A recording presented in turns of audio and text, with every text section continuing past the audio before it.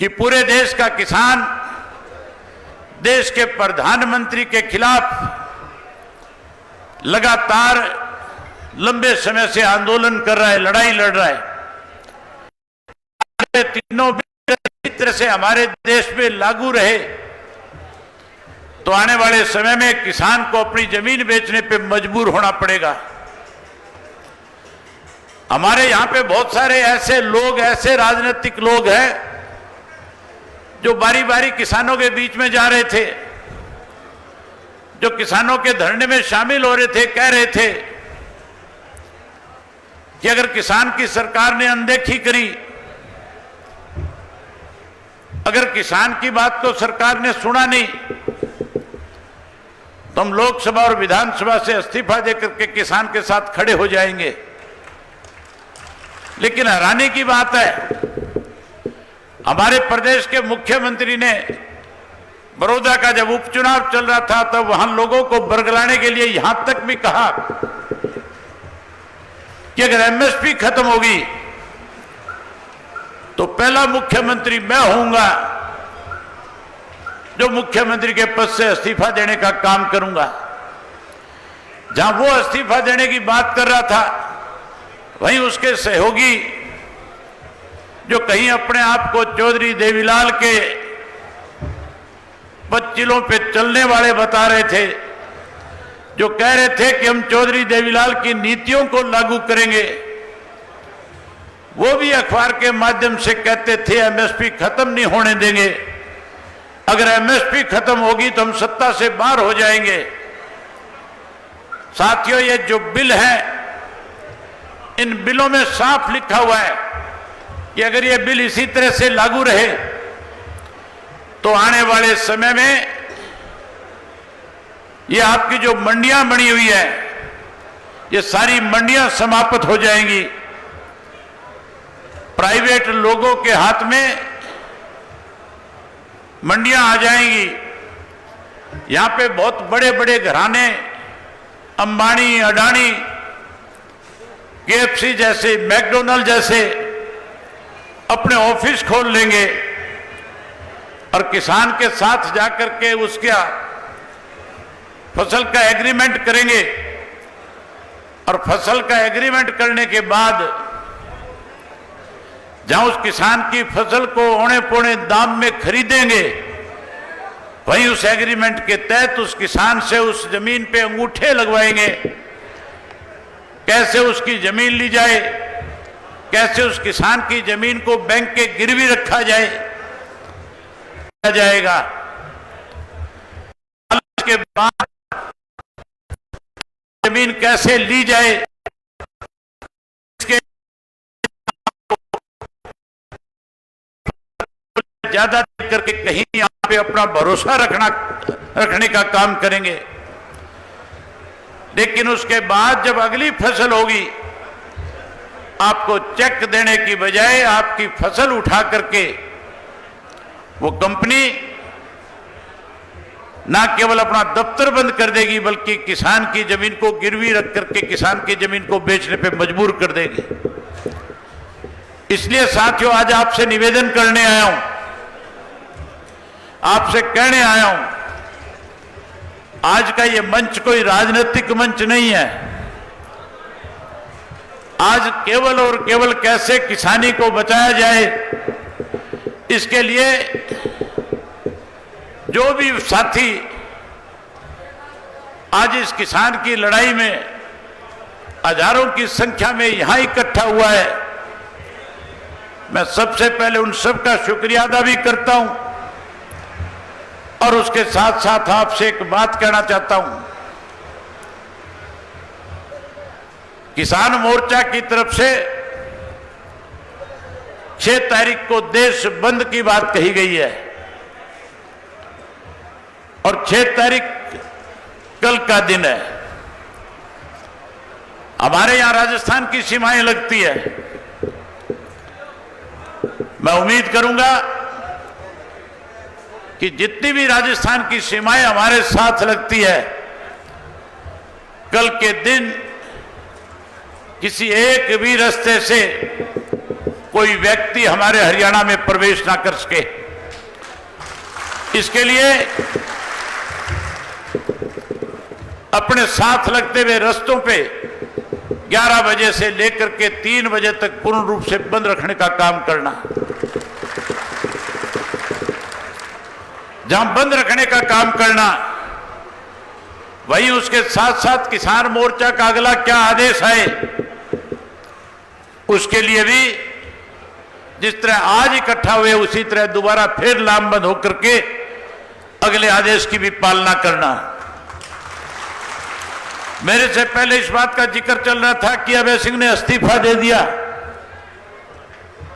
मंच राजनीतिक नहीं है, लेकिन फिर भी एक बात खुल करके बताना चाहता हूं। जब हरियाणा प्रदेश की पिछली विधानसभा का सेशन था और उस सेशन के अंदर सरकार की तरफ से एक प्रस्ताव लाया गया, जिम्मेवारी विपक्ष की बनती थी। जब किसान की अनदेखी हो रही थी, किसान के खिलाफ काले कानून बना दिए गए थे, उन काले कानूनों का विरोध विपक्ष के लोगों की जिम्मेवारी बनती थी। मैंने अपनी तरफ से कॉलिंग अटेंशन मोशन दिया, मैंने अपनी तरफ से प्राइवेट बिल ला करके भी किसान के खिलाफ बनाए गए तीनों कृषि कानूनों का विरोध किया। मैंने प्राइवेट बिल ला करके कहा कि इस पे चर्चा होनी चाहिए, इन प्राइवेट बिलों के ऊपर चर्चा करो और चर्चा करने के बाद इस पे वोटिंग करो।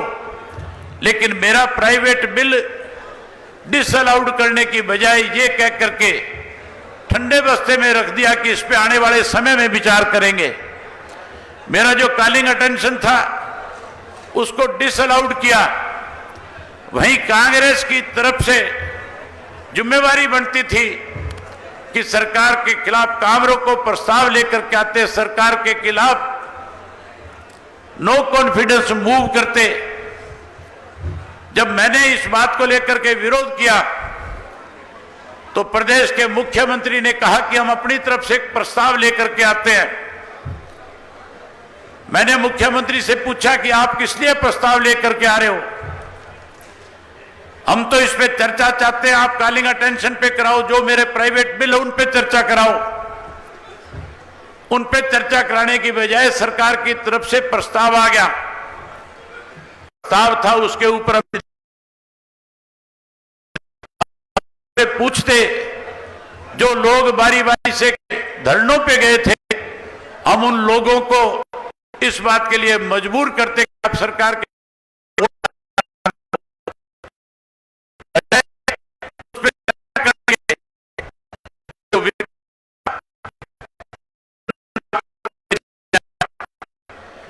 अगर विधान में 40 मिनट लगातार बारी बारी से बहुत सारे यूट्यूब के दिखाए जाते हैं, लगातार 40 मिनट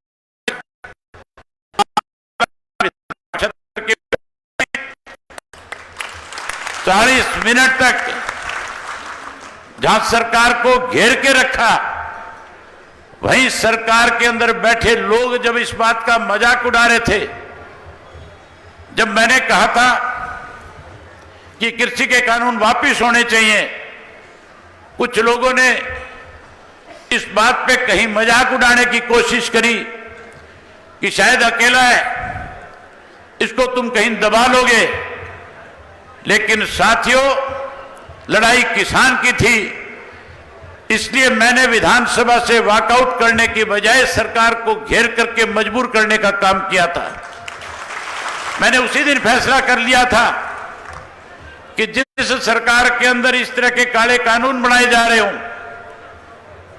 जिस प्रदेश की असेंबली के अंदर विपक्ष अपनी भूमिका अच्छे ढंग से नहीं निभा रही हो, मैं उस असेंबली का मेंबर ना रह करके इस किसानों की लड़ाई में किसान के साथ खड़ा होकर के इस विपक्ष को भी और सत्ता पक्ष को भी बाहर से लड़ाई लड़ करके मजबूर करने का काम करूंगा। मैंने जब अपने साथियों के सामने इस बात की चर्चा करी तो सब साथियों ने मुझे यही सलाह दी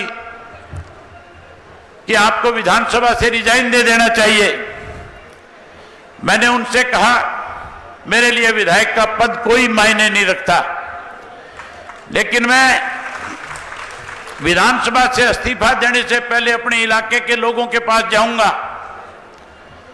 मैं एक एक गांव में गया, एक एक गांव में जाकर के मैंने गांव के साथियों से पूछा जिन्होंने मेरे ऊपर विश्वास व्यक्त किया था, जिन्होंने मुझे विधानसभा में चुन करके भेजा था। मैंने उनसे पूछा था कि बताओ क्या करना चाहिए। मुझे एक भी कोई ऐसा साथी नहीं मिला जिसने कहा हो कि आप इस पे विचार करो। सबकी एक ही आवाज थी कि इस किसान की लड़ाई में जो फैसला आप लोगे हम आपके साथ होंगे। मैं आज आपका इस बात के लिए आभारी हूं। ना तो आपको किसी ने संदेश दिया, ना आज मेरा कोई कार्यक्रम था। मुझे 4 दिन पहले नौजवान बच्चों ने मिलकर के कहा था कि हम एक महापंचायत करना चाह रहे हैं, हम आपको उसमें आमंत्रित करते हैं। मैंने कहा किसान के लिए चाहे मैं किसी भी अपने जरूरी काम में कितना भी व्यस्त हूं, जहां किसान की बात आएगी मैं अपने काम को छोड़ करके किसानों के बीच में खड़ा होकर के उनकी ताकत बढ़ने का काम करूंगा। जहां साथियों मैंने अपने हल्के के एक आदमी से पूछ करके ये फैसला लिया, वहीं आज उन लोगों के लिए बड़ी मुसीबत बन गया हूं जो लोग ये कहते थे कि अगर किसान हमें कहेगा तो हम विधानसभा से इस्तीफा दे देंगे। आज वो लोग कहीं ढूंढने पे भी नजर नहीं आ रहे। आज उनकी ऐसी हालत है कि वो अपने घर में भी जब जाते हैं तो सिक्योरिटी साथ लेकर के जाते हैं कि घर में कोई काम करने वाला ये ना पूछ ले कि तू लोगों से क्या कह करके आया था। आज साथियों जिस किस्म से इस लड़ाई को लड़ने का काम किया जा रहा है, मैं आपसे उम्मीद करूंगा कि आप भी इस लड़ाई के अंदर जहां समय निकालेंगे वहीं इस लड़ाई को आर्थिक रूप से भी करके इस मोदी की सरकार को, इसके अहंकार को खत्म करने का काम करोगे। आप लोगों ने पहली बार फटकनी नहीं दी, आपने नरेंद्र मोदी को सबक सिखाने का काम किया था।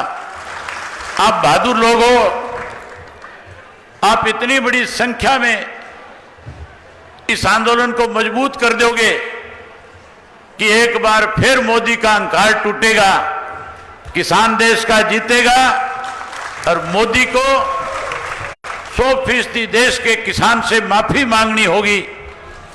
इसके अंदर 45 के लोगों की बड़ी भूमिका होगी, मैं इस बात की उम्मीद रखता हूं।